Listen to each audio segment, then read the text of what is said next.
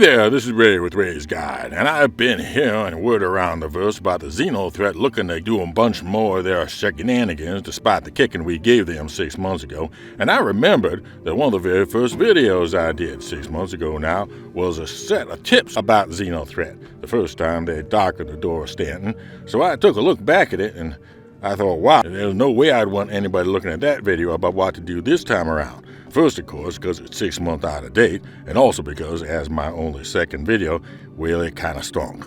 So in the hope of shortcutting any new pilot looking at those old videos, I'm going to make a new one now, with up-to-date and hopefully better advice. So, right off, who are these XenoThreat folks? Well, they're a bunch of knuckleheads from Pyro who I figure had their brains so cooked by the radiation that they think that, never mind that the Vandal are fixing to shish kebab every last one of us, the thing that we are supposed to be outraged about is a trade deal. With the passage of the human Xi'an trade initiative. Right, a trade deal. As I said, knuckleheads. But somehow these knuckleheads managed to get together an impressive set of ships in the place as vacant as Pyro. I have no idea how, and I suspect that if we did know how, that we are the ones in charge. The answer would be, as they say, interesting. Now, the Navy keeps a Javelin-class ship on a standard patrol of the Stanton system based at INS Jericho, orbiting Microtech Lagrange Point 1. Now, these big Navy ships have a specific need for some rare and difficult-to-handle supplies. XenoThreat's tactics appear to be that if you can disrupt the supply of these specialized chemicals, you can keep the Javelin all bottled up and important. Special Agent Dooley here. Thanks for signing up again. I'm sending over the details for the op now. Dooley out. The tactics started out working pretty well last time. The Navy got knocked back on their heels and had to take up the rare step of calling up its reserve volunteers, also known as the Civilian Defense Force. That's us. That Javelin's been out pulverizing XenoThreat and needs to restock. Unfortunately, XenoThreat's been intercepting our supply ships, so we'll need to get you out there and salvage whatever supplies you can. XenoThreat's usual tactics is destroy one of the UEE starfares and then put a small assault team on board who hook up a generator that can open the cargo door and then wait for a supply ship to take their booty away. That's the point where we will find them. So step one will be to float over there and engage in some close quarters combat.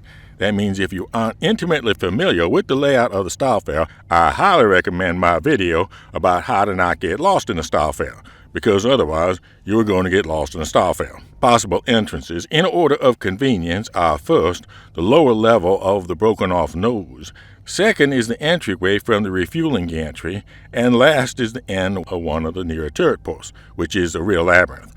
But not all of these will be available on every starfare wreck, so try them in order. But before you even enter, it's time to use one of the new tools available to us this go-around that wasn't available in the last one, and that's the improved scanning found in Moby HUD 14.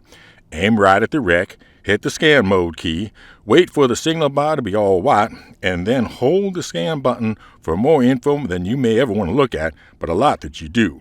As for how to equip for the assault task, I would suggest that because of the tight quarters, light or medium armor, and a short-barreled assault rifle or SMG. You want short-barreled because you don't want to be lifting your gun to get around corners, leaving yourself unable to shoot just when you might most need to. Go to where you would expect to see the door control panel, and you will see that generator. Press the green button to turn it on and power up the door, and we'll be on to Task 2, or rather, Task 2s.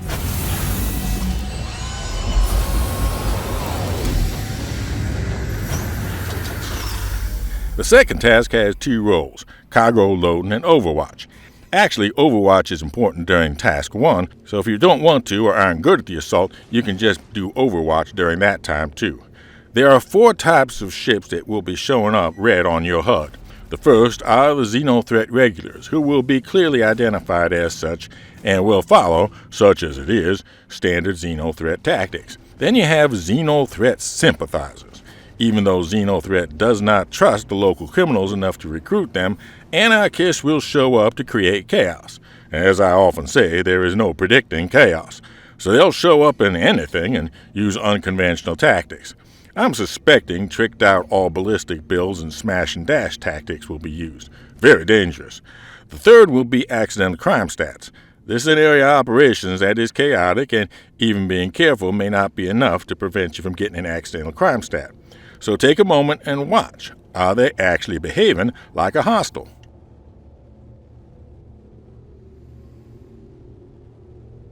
Then the third thing will show up red are ships that have had an insurance claim on them by the owner, which will be identified by a ship model and hull number.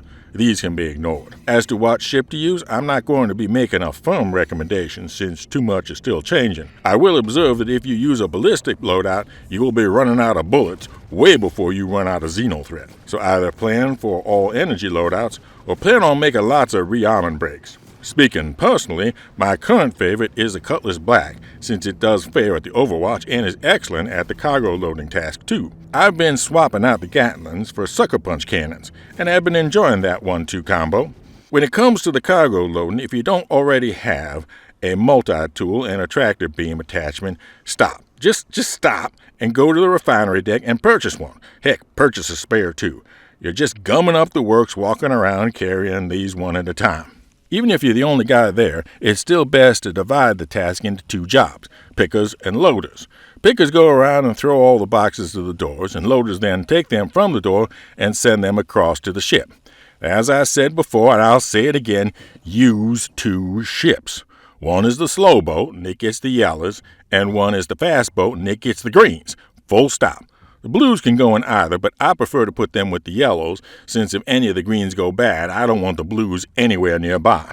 And I will hear some of you saying that the timer on the greens is long enough to slow boat them too, but all it takes is one of those dang greens to go time out, and they'll set off a chain reaction to the blues, and next thing you know, your whole cargo deck is full of worthless slag. And I'm seeing this happen more often now than I did 5 months ago. It just ain't worth the risk. Now, once enough of everything is delivered, the XenoThreat will try a final assault with their biggest ships. This is a separate CDF call-up, so if you don't want to, you don't have to.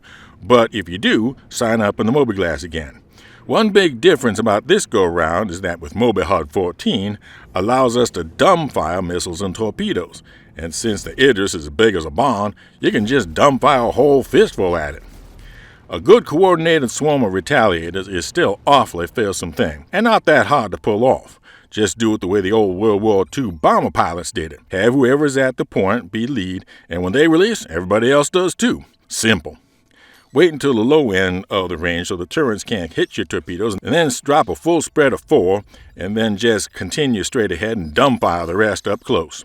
Finally, I understand this time around the UEE has decided that they want to have more visibility and identity for us CDF volunteers. So, based on your contribution, there will be commissary credits for CDF-specific armor, so everyone can see who the good guys are. And that, of course, is us. And that's your XenoThreat pre-brief. Fly safe, keep it real, and I'll see you in the verse. This is Ray with Ray's Guide. And this is Daniel Raymond with an update on the ship giveaway. As of recording, we are just again past over halfway to the 4,000 watch hour goal to release the winner's choice of either the RSI Scorpius sub-heavy fighter or the Gaytac Raylan Xeon armed transport. 1 entry per video, just be a subscriber and comment with, somehow, be creative, using the secret word. And the secret word for this video is, what did Ray say the XenoThreat were a bunch of? For Ray's Guide, I'm Daniel Raymond.